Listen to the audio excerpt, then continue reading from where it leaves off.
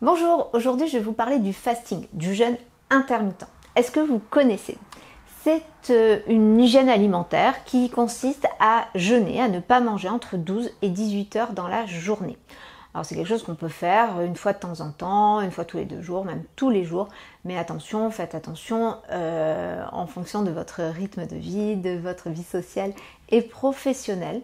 Il y a beaucoup de bienfaits, mais il y a aussi des risques. Alors moi personnellement je pratique le fasting depuis très longtemps avant même que je sache comment ça s'appelait, parce que ça fait que quelques années que je sais que ça s'appelle le jeûne intermittent. Donc je fais ça depuis l'adolescence. L'adolescence je ne mangeais pas le matin parce que j'avais du mal à petit déjeuner, voilà, ça passait pas. Et plus tard effectivement j'avais une vie un peu plus nocturne, je travaillais même parfois la nuit, donc j'avais besoin de pas trop manger le matin parce que je me levais peut-être un petit peu plus tard, mais par contre je mangeais beaucoup le soir.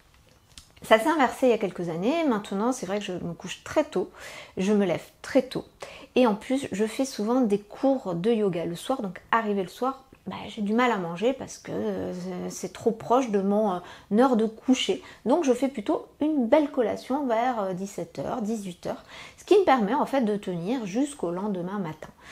Et cette façon de m'alimenter, ça permet à mes intestins de se reposer et du coup j'ai le ventre beaucoup plus plat et beaucoup moins ballonné, surtout que moi j'ai pas mal de problèmes digestifs. Attention, cette méthode ne va pas à tout le monde.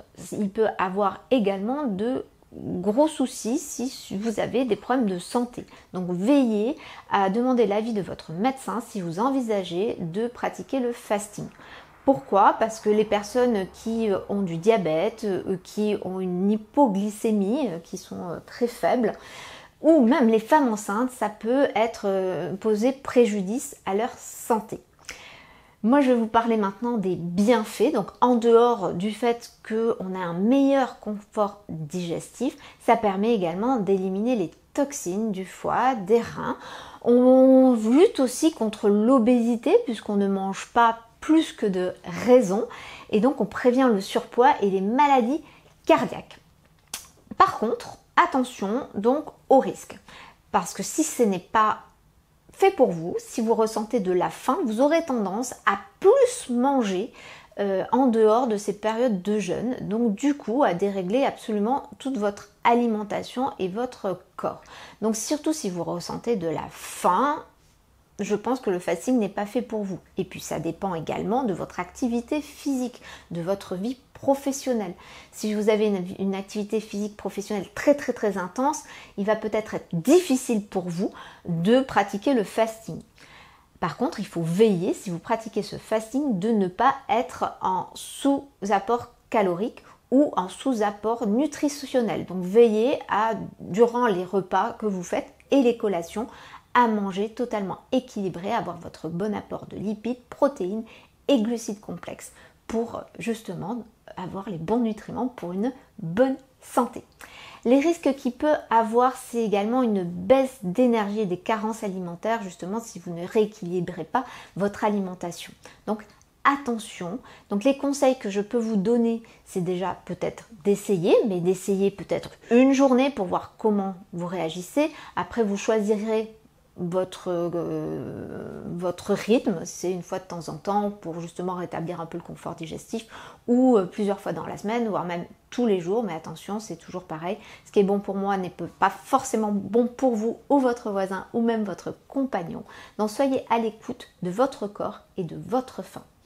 Buvez surtout beaucoup, parce que même si vous ne mangez pas, vous avez besoin d'être hydraté. Donc n'oubliez pas de boire même pendant les périodes de jeûne, que ce soit le matin ou le soir. Également, veillez vraiment à avoir, comme je vous ai dit, le bon apport nutritionnel durant les autres repas, et notamment de faire des collations. Moi je suis une grande adepte de la collation de l'après-midi, donc n'hésitez pas à faire des collations, toujours écoutez votre faim. Une autre chose très importante, surtout, que cette nouvelle hygiène de vie, cette nouvelle hygiène alimentaire ne vous coupe pas de vos relations familiales, amicales.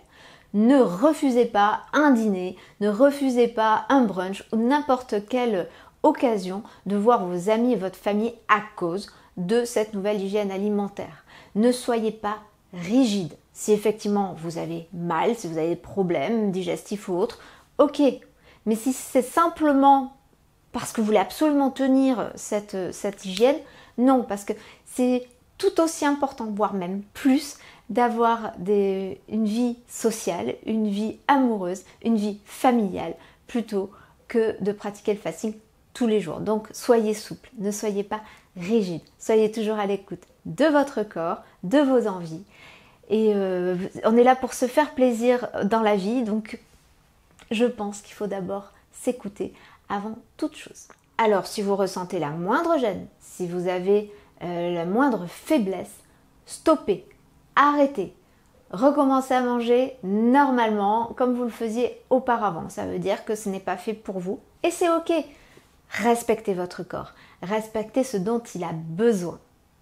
Voilà, j'espère que ça vous a peut-être emballé, vous avez peut-être envie de découvrir ce qu'est le fasting, le jeûne intermittent, voir les bienfaits et voir si c'est fait pour vous.